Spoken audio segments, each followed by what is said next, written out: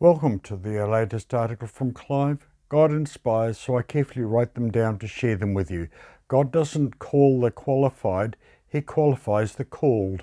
Remember, take time to make your soul happy. This article is called Snap Frozen in Time. Jesus' parables always took a physical event and then wove it from that into a concept of a spiritual event. So let us develop this concept around that.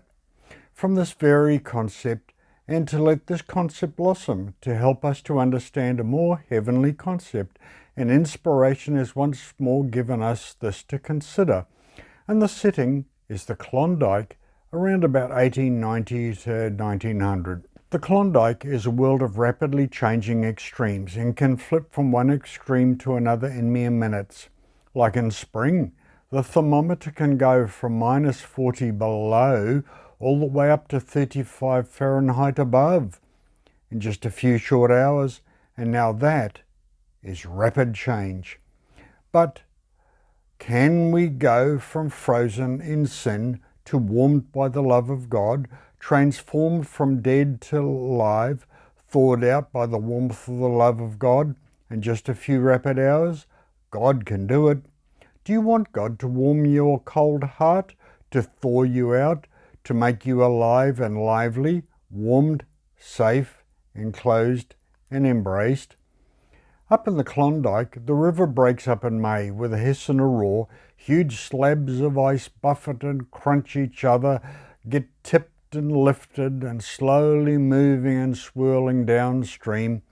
Open water at last, but not for long, because by August the first frosts arrive, and winter's frosty fingers start to creep across the land and creep into everything, and promising even worse to come. Snow is in early September, and thus one is into the 7 months of winter confinement and near total darkness.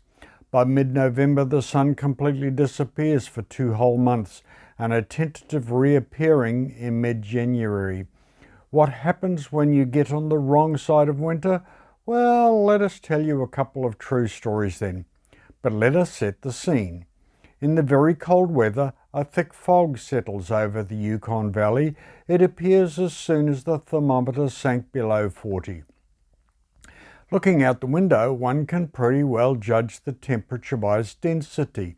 If the building a short block away is still visible, it is about 40 below. If the building half a block away were somewhat invisible, then it was 50 below. If the house right across the street is invisible, then it is fully 60 below zero, or even at its worst sinking to 72 below on the Fahrenheit scale, which actually is minus 58 Celsius, pretty cold. At temperatures below 60, any overexertion or heavy breathing could well freeze the lungs.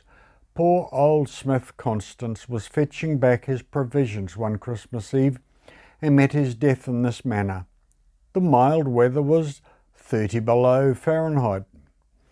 But towards night, when Constance started to head for home, the thermometer began to drop. He was 80 years old, and he probably became dazed with cold and fatigue as he finally neared his cabin in the now foggy forest.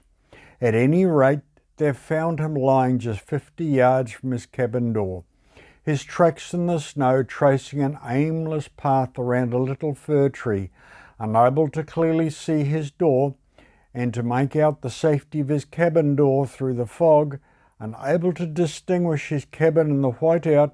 He tried to keep warm by slowly walking and to go around and around the little tree to save himself from getting off the trail and getting absolutely and totally lost. The Mounties would often come across a strange parka-clad figure standing stiffly in the snow, unmoving. This was the corpse of yet another man who had paused to knock his numbed feet together and to wipe the ice from his stiffening eyeballs, only to find that he could not move on any more, and there he would remain, a frozen and a grisly statue.